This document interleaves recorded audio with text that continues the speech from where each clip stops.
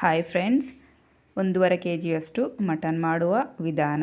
1.5 kg mutton, ಈರುಳ್ಳಿ, ಬೆಳ್ಳುಳ್ಳಿ, ಕೊಬ್ಬರಿ, ಟೊಮ್ಯಾಟೊ, ಅಚ್ಕಾರದ ಪುಡಿ, ಕಡಲೆಪಪ್ಪು, ಧನಿಯಾ ಪುಡಿ, ಮಟನ್ ಮಸಾಲ, ಕೊತ್ತಂಬರಿ ಸೊಪ್ಪು, ಕರ್ಬೇವಿನ ಸೊಪ್ಪು, ಶುಂಠಿ, ಗಸಗಸೆ, ಚಕ್ಕೆ, ಲವಂಗ ಮತ್ತು ಬ್ಲ್ಯಾಕ್ ಪೆಪ್ಪರ್.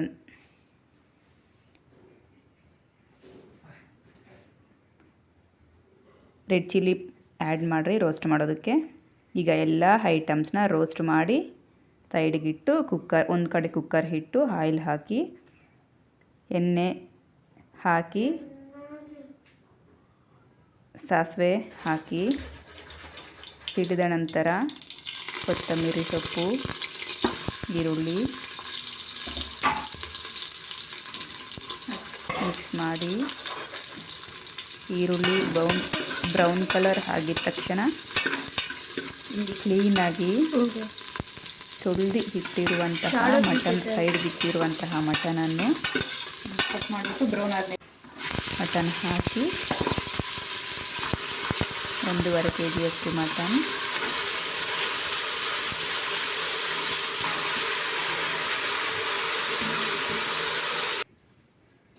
ಒಂದು 2 to 3 ಟೈಮ್ಸ್ನ ಕ್ಲೀನ್ ಮಾಡಿರುವಂತಹ ಮಟನ್ ಮತ್ತು ಸಾಲ್ಟ್ ಹಾಕಿ 1 ಹಿಡಿಯಷ್ಟು ಸಾಲ್ಟ್, ಅರಿಶಿನ ಪುಡಿ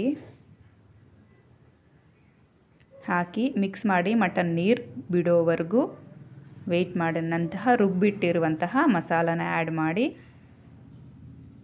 ಕ್ಲೀನಾಗಿ ತೊಳೆದು ಆ್ಯಡ್ ಮಾಡಿ ಮಿಕ್ಸ್ ಮಾಡಿರಿ. ಈಗ ಒಂದು 6 to 7 ವಿಸಿಲ್ಸ್ವರೆಗೂ ವೆಯ್ಟ್ ಮಾಡಿ.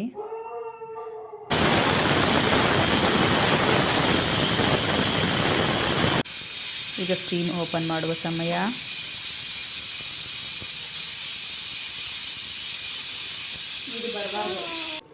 ಈಗ ರೆಡಿ ಆಯಿತು ಮಟನ್ ಸಾಂಬಾರ್. ಗಾರ್ನಿಷ್ಗೆ ಕೊತ್ತಂಬರಿ ಸೊಪ್ಪು, ಮುದ್ದೆ ಜೊತೆಗೆ ಸಾಂಬಾರ್ ರೆಡಿ. ಟೇಸ್ಟ್ ಮಾಡಿ ಟ್ರೈ ಮಾಡಿ ಕಮೆಂಟ್ ಮಾಡಿರಿ. Thank you.